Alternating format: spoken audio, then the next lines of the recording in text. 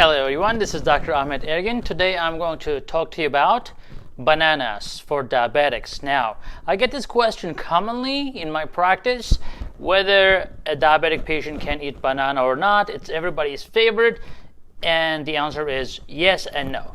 So, actually bananas are not necessarily bad for you, and I'll explain to you why.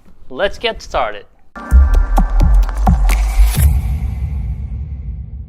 Okay, guys, so let's get started. So basically, the bananas are right around 30 grams of carbs, depending on how big they are. So if it is small banana, you can consider like a 22 grams. If it is a large banana, you're taking around 30 grams. Now, not every carbohydrate or starch is created equally, right? So that's based on their glycemic index. So the glycemic index of a banana is right around 50, which is not bad. Below 55 glycemic index is very acceptable. And the problem is, how do you really tolerate that 30 grams of carbohydrate with a fairly moderate glycemic index food? So you would know your body. If you're a type 1 diabetic and a banana is your breakfast, and you know that you take insulin for your carbohydrates, or you have to, and you know that you are actually, let's say you're taking 1 unit for 10 grams of carbs, and you're having a large banana, that's 3 units. You take it, you're fine, not a big deal. That total of 120 calories is not going to make or break anything, right?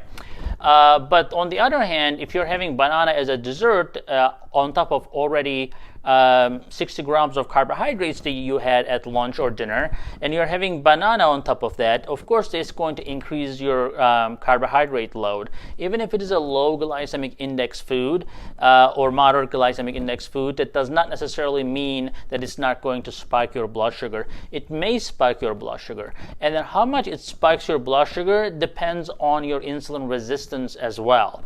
So you can test it yourself. So you can, for example, make a very quick test for yourself. You can get up in the morning, let's say your blood sugar is 130, and you can have that banana without having anything else, and check in 1 hour, and take your medications if you're on medications, and see what happens with that banana. Because the same banana, although yes, banana is a better fruit than watermelon, because watermelon is a glycemic index of almost 80, which spikes your blood sugar way faster than a banana. So banana is still fairly good fruit for diabetes, but again is not totally innocent. So individually, it can still spike your blood sugar if you're insulin resistant, or if you're not taking enough medications to be able to make the insulin to be able to take care of that carbohydrate that comes with the banana. So everybody is going to be different. So that's why people get always confused, because their friend eat the same thing, or their neighbor eats the same thing. Their blood sugars are okay, theirs are not.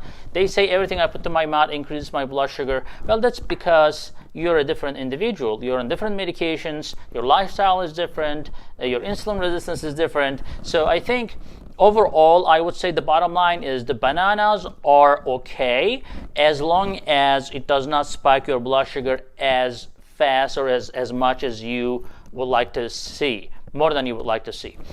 So again, as I said, as a general rule of thumb, it is an okay fruit. Small banana is not going to hurt you, but then that's around 20-30 grams of carbs. So if you're on a low carbohydrate diet, you may want to think about that, because on a low carbohydrate diet, you may want to go below 45 or 30 grams per meal, and then that banana will throw you off right away. That means that if you're having that banana, you're not having anything else, any other carbohydrate in that meal. So you have to just keep an eye on total carbohydrates.